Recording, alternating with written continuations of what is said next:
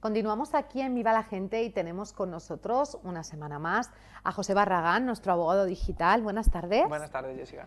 Bueno, ¿cómo vamos? Muy bien, empezando ya el camino al verano. Este verano ya que tenemos casi instalado en nuestra ciudad, hace un clima.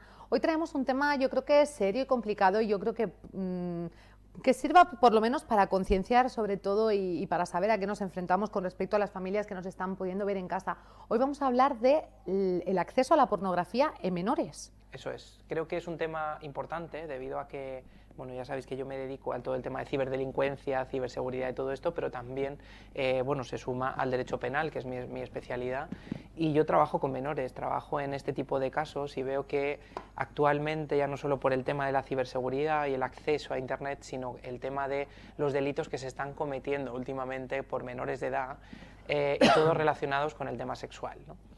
Creo que hay que hacer un llamamiento de concienciación, como bien dices, a las familias, porque algo está pasando, ¿no? Y el problema real, el problema real que tenemos es el acceso temprano de los menores de edad a contenidos de no ámbito adecuados, sexual, sí, o de ámbito adulto, ¿no?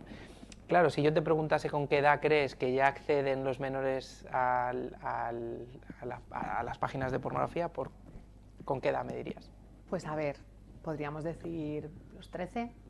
Pues actualmente están en 8 años. En 8 años. 8 años está 8 años. la media en la que ya los menores empiezan a tener esa curiosidad por saber lo que se habla en la televisión, por lo que hablamos los adultos, y tienen un acceso muy rápido, que es buscar en Google.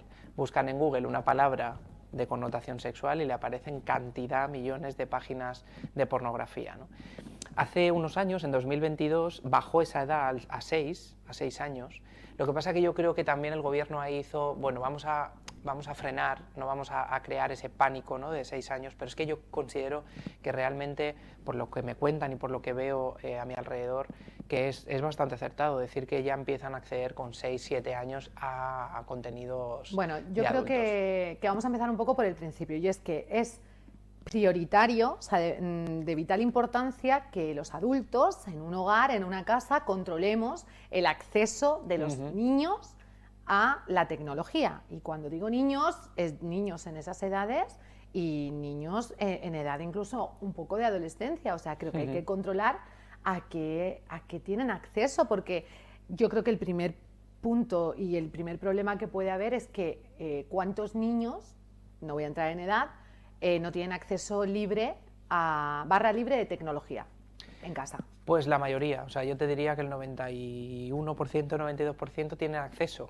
a esa barra libre de tecnología. Hay muy pocas familias que a mí me dicen que están utilizando herramientas de control parental para tener un poco de información de qué es lo que ven esos menores cuando acceden a Internet, y sobre todo controlar tanto el tiempo de acceso y que no estén todo el día con la tecnología, sino también a qué páginas acceden. Eso se puede controlar desde el móvil de las familias. Vamos a pensar que, por ejemplo, el tener esa barra libre puede ser por desconocimiento de las familias. Entonces, nos están escuchando en casa. Ay, Dios mío, tengo que controlar esto. ¿Cómo lo hacemos? Primero, concienciarse de que es un problema. Quiero decir que no podemos confiar, porque la mayoría de las familias a mí me dicen, bueno, yo confío en mi hijo o hija, porque él no ve eso. Es que no podemos pensar que... Pero, y no es que lo quieran ver tampoco, al final es la curiosidad también, quieren datos, quieren saber. Lo que pasa es que nosotros, cuando tenemos ya una edad, nosotros nos retrotraemos a la edad que nosotros teníamos, o sea, a la mentalidad que teníamos con esa edad. Y si tú te piensas cómo eras con 9 años, tú dices, no, yo no tenía esa curiosidad. No teníamos esa curiosidad porque no teníamos acceso a eso. Yo recuerdo que cuando ya tienes acceso a Internet, en mi edad, que fueron con 16 años más o menos cuando yo accedo a Internet, lo primero que busqué fue contenido de adultos, porque tenía tanta curiosidad de ver cosas que no había podido ver antes, pero ya lo haces con una edad un poco mayor. Entonces, más avanzada. Tenemos que pensar que la edad de ahora no es la edad con la que nosotros madurábamos en nuestra edad, no es lo mismo, ¿vale? Entonces ellos tienen mucha información a edades muy tempranas, por lo tanto sí que van a acceder, porque la curiosidad, como se suele decir, mató al gato, ¿no? Ellos van a acceder, por lo tanto tenemos que tener confianza en ellos, pero a la vez tenemos que controlar, son nuestros menores y tenemos que controlar eso. Entonces hay que ver qué contenidos acceden y sobre todo limitarlos. Se puede limitar a qué páginas pueden entrar, qué páginas no pueden entrar, y si entran en unas páginas, pues vamos a hablar con ellos y vamos a explicarles que lo que han visto no es la realidad. porque ellos piensan... Es fundamental tener conversación, ¿no?, con esos niños. A mí me parece algo pues imprescindible explicarles que lo que ven en Internet no es la realidad, porque cuando yo atiendo en una agresión sexual a menores, sobre todo de las últimas veces hemos atendido a gente que no es imputable penalmente, pero tienen 11, 12 años, que ya me parece bastante peligroso, ¿no?, que un niño de 12 años ya agreda sexualmente a una niña. Lo primero que me dicen es, bueno, pues esto es lo que hacéis vosotros, ¿no? Siempre dicen lo mismo, siempre. O sea, casi o el 98% de las veces te dicen, bueno, pues esto es lo que hacéis los adultos. Y siempre les tenemos que decir lo mismo, nosotros no hacemos eso. Ya, pero es que eso yo lo he visto en Internet. Es como un patrón que claro, al final es necesaria una buena educación desde casa en el cual, pues eso, haya información, haya confianza también, pero que sobre todo pues eso, se dé a conocer una serie de patrones que al final no es lo habitual. Hay que adecuar esas conversaciones a la edad, por supuesto, pero hay que enseñarles que lo que hay en Internet no es lo que nosotros hacemos habitualmente. Por eso hay tantas agresiones en grupo, porque la pornografía que más se consume es las relaciones en grupo. Claro, ellos piensan que una chica con 5 chicos es lo que nosotros hacemos habitualmente, y eso no es la realidad, eso es ficción, pero nosotros lo tenemos claro, es una película. Pero ellos no. Entonces, realmente ellos tienen un acceso a una información desde una edad tan temprana que mitifican cosas que no son reales, mitifican atributos que no son lo habitual, la duración de una relación sexual que puede durar horas, y eso en la realidad, pues la mayoría de las veces pues no es la realidad. Entonces ellos luego tienen muchos problemas de enfrentarse a la sexualidad cuando ya son adolescentes. Los adultos. Claro, entonces ellos esos problemas psicológicos también y luego en la parte sexual les provocan muchísimos problemas. Por lo tanto hay que adaptarnos a su edad, explicarles las cosas cuando son y sobre todo intentar que no accedan a ese contenido a edades tan tempranas. ¿Crees que, bueno, evidentemente me vas a decir que sí, lo tengo claro, pero quiero saber, ¿no? ¿Hay muchas páginas que intentan aprovecharse de los más jóvenes, quizá? Por supuesto, pero es que además, no solamente para el contenido sexual, sino también para el tema del juego, para el tema, todas esas adicciones, el sexo, el juego, las drogas, son las que más dinero dan. ¿Y quiénes son los que más van a dar dinero? Pues los jóvenes, cuanto antes se enganchen, antes me empiezan a dar dinero, ¿no? Y esos accesos quizá a veces también pueden estar camuflados dentro de páginas o juegos. Claro, por supuesto. De hecho, en las páginas de pornografía siempre hay una zona o hay pestañas en las que puedes acceder incluso a pornografía ilegal.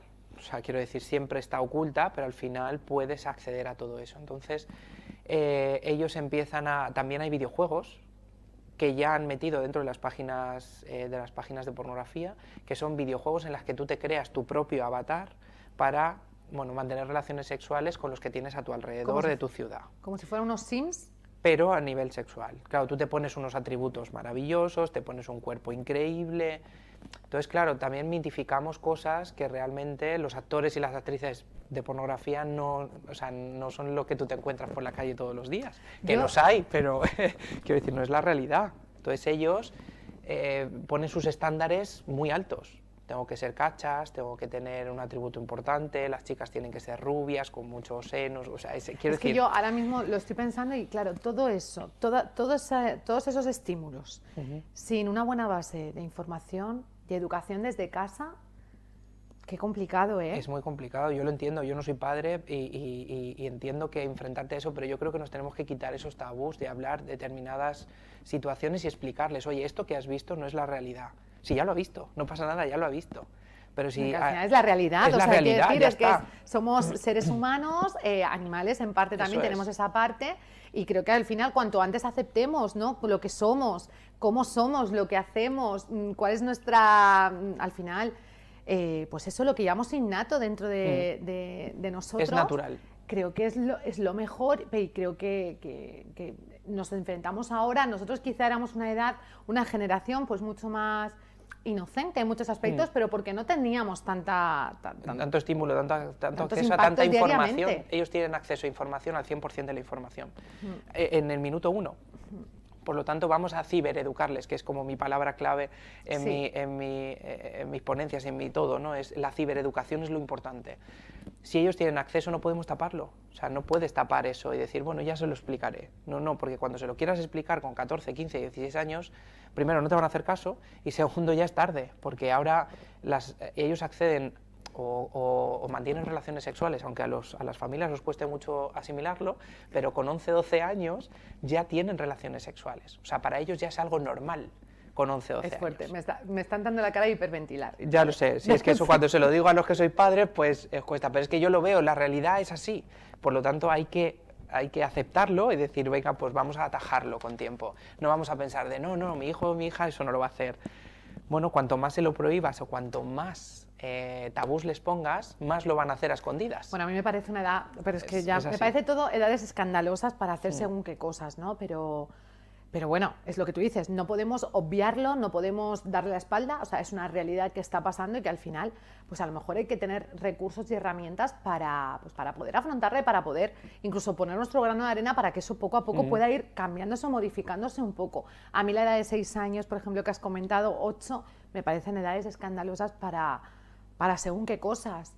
¿Es la realidad? Pues lo es. Las personas que nos están viendo en casa, o sea, al final aquí, pues en este caso José Barragán es especialista en el tema, sabe de lo que está hablando, entonces creo que es importante que desde casa las familias pues tengamos nuestro compromiso, ¿no?, de abordar estas situaciones y de poder darles a esos niños las mejores herramientas para que puedan afrontar, digamos, su crecimiento. Yo creo que eso es, y además herramientas hay, y yo siempre recomiendo el INCIBE, es una página de la página de ciberseguridad de España, es INCIBE, pero dentro de INCIBE tenemos la de It's for Kids, que se llama It's, un 4 y una K, ¿vale? Que es It's, pues, para niños, ¿vale? Que ahí hay cantidad de información de todo tipo. Hay presentaciones, hay vídeos para ponerle a los menores, para también las familias aprender a cómo gestionar ciertas cosas. Hay herramientas de control parental para poder saber dónde se meten o dónde no se meten los menores.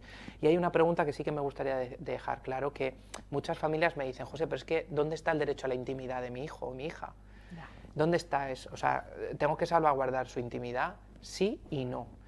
La intimidad se empieza a generar a una edad concreta. No con 9 años. Con 9 años los padres tenéis la patria potestad, que tenéis la obligación de cuidar y procurar las mejores herramientas, los mejores derechos, obligaciones para vuestro hijo o hija, ¿no?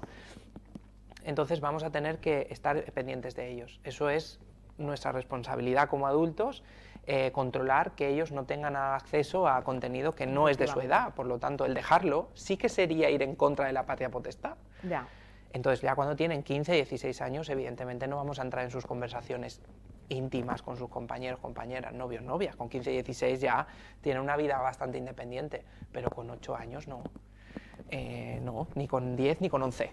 Entonces, hay que equilibrar un poco y trabajar en ello. Qué difícil, poco se habla. Aquí tenemos muchas veces diferentes, bueno, nos visitan diferentes invitados, ¿no?, que nos van dando herramientas, y es verdad que para las familias tenemos muchas herramientas y muy buenas, pero poco se habla de lo difícil que es educar y ser padres. O sea que... Es muy difícil, pero que quiero decir, el hecho de mirar hacia otro lado no estamos ayudando a los menores, no les estamos ayudando en nada, en nada. Tenemos que estar ahí pico pala y al pie del cañón.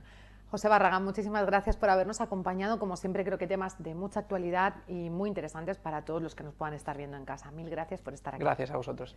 Nosotros hacemos una breve pausa y volvemos aquí en Viva la Gente.